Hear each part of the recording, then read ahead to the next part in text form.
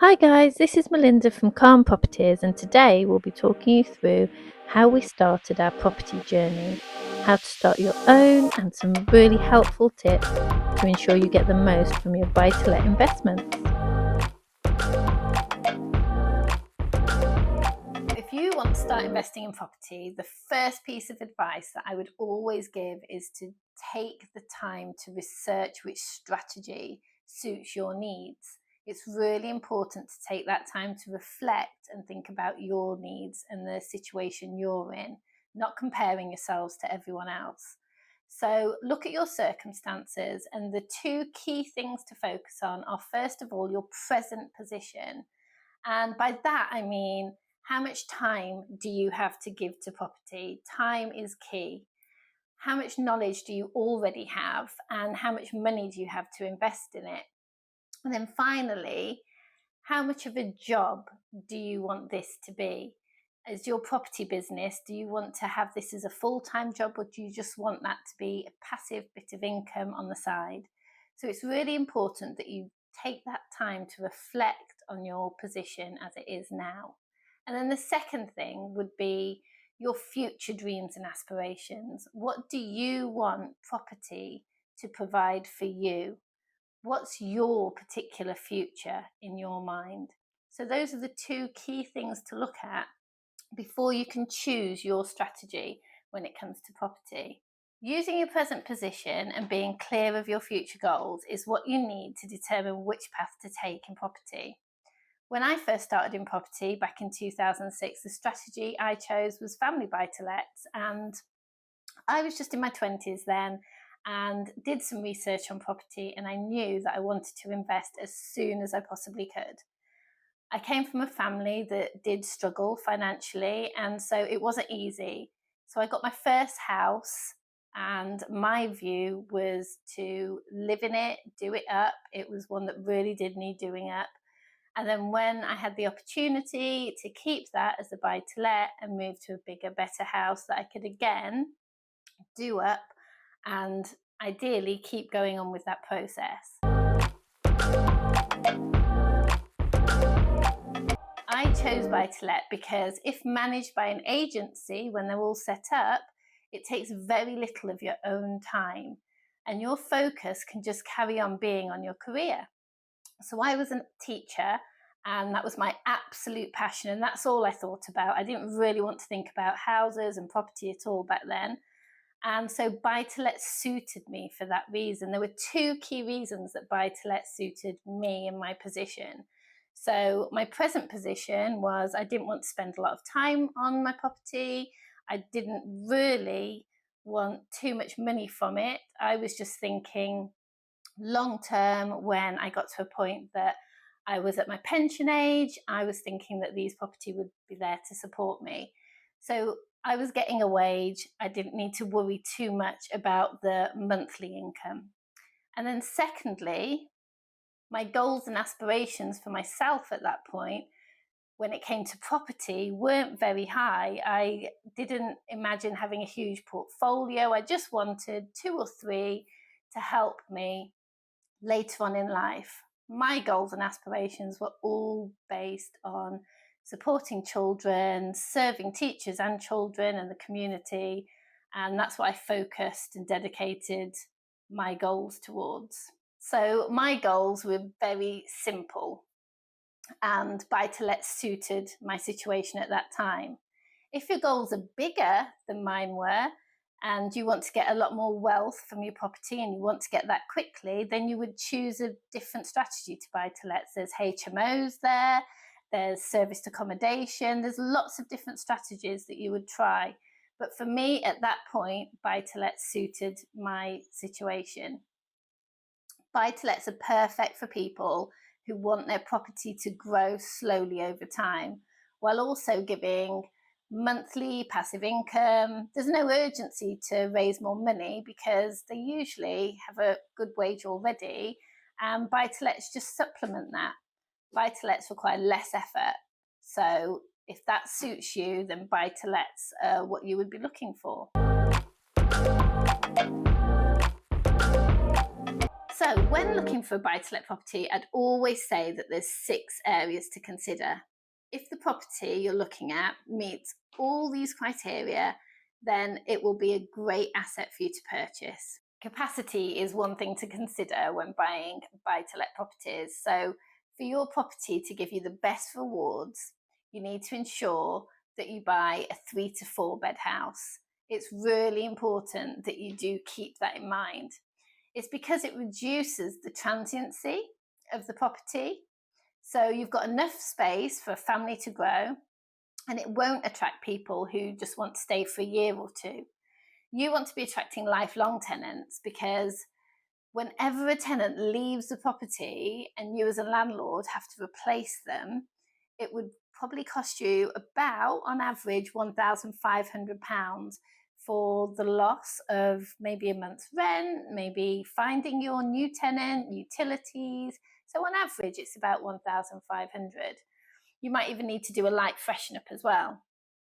But if you just imagine that, for 10 years, if you are replacing a tenant every year, that adds up to £15,000. And just think bigger. If you've got a portfolio of 10 houses and you are replacing your tenant every year, that's 150,000 wasted just because of that transiency, and you've got a property that tenants stay in for a year and then leave. So it's really important that the capacity is considered. So when looking for an ideal buy-to-let, I would work on getting the correct area. All areas will grow in their capital appreciation over time, but it costs less if you choose the right places, because you will end up getting more rental if you can buy more than one house in that area. So the rental for that one house might be cheaper in a different area, but if you've bought 2, then you're doubling that rent compared to a house in a different area that might be a bit more expensive. So for example, if I bought a property in Leicester for 150,000, which would generate maybe £750 rent per annum, I could, for that amount of money, get a property maybe further up north in Barnsley. So I could get 2 properties for 75,000 each in Barnsley, and they generate £600 per calendar month. So I'm comparing £1,200 per calendar month compared to the £750 in the other area. I've got 2 houses rather than one, and I'm making £450 more every month just because I've picked the right area. That's £5,400 a year. So choosing the right areas is crucial, getting the numbers right by looking at the areas carefully. So they'll all grow in capital growth, but why not just get that extra money in your pocket every month? So when buying a buy-to-let property, I would always check for capital growth. You have to get outstanding capital growth. The national average across the UK over the last 85 years is 7.9%. That's including all the drops. That's really cool, that 7.9% growth that you can get if you choose to invest in property. So instead of taking a gamble and hoping that regeneration will happen in an area, or hoping that a school nearby is going to become great, always make sure you consider 4 things when buying the property. So the first one would be, make sure that it's a town or city, not a village, because if you choose to buy in a village, it could be the factory in the village closes down, and then the 100 people that were working there lose their jobs, and all the house prices will plummet. So a village is too risky. Always choose a town or a city. Choose a place with a great secondary school. Thirdly, it has to have great public transport. And fourth, great road network. Those are 4 things to consider to make sure that you've got the right area. So we've looked at capacity, city, capital growth, and next we're going to look at cash flow. So to get a great buy-to-let property, you need to check the cash flow. You need to make sure that the property flows really well. This is crucial. So this isn't just the rent minus the mortgage equals profit. And that's sometimes why You hear in the newspapers, so many buy-to-let landlords are struggling. A lot of the time, they've just not done this cash flow bit correctly. So whenever we do our cash flow, we make sure that we plan for worst case scenario. So we calculate the cash flow at the highest rates possible.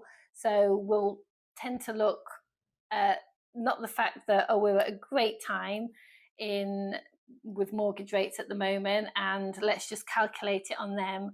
We push the percentage up. So when rates were 2%, we were still calculating all of our rates at 5.5%, 6% sometimes, but in general, we were taking it at 5.5%. And that allowed us to plan for the worst case scenario. So then when things do change, we're not struggling too much because the properties we chose initially are properties that will actually keep growing even though the mortgage rates have gone higher. So as well as planning for your interest rates, also you just need to make sure that you're considering things like your maintenance costs and your insurance, and also any fees that you might pay for a letting agent if they're managing. Sometimes these are forgotten, so adding those fees in, for instance, your maintenance on average, we'd always allocate £80 a month. Insurance, we'd allocate £20 a month. Letting fees, £50 a month. So we calculate these really carefully, budget them in, and if the property passes the tests when you've done all of that, then it is a property worth buying as long as it meets all the other criteria. One more thing, just to make sure this property really does work, is calculate this for 11 months to see if you can make enough profit from those 11 months to then pay for the 12th month. So if that 12th month it is empty, you're not paying anything out of your own pocket. So these properties take the initial deposit, but from there on, it shouldn't be taking any more of your money. And ideally, if you bought the right property, you are taking that deposit back again.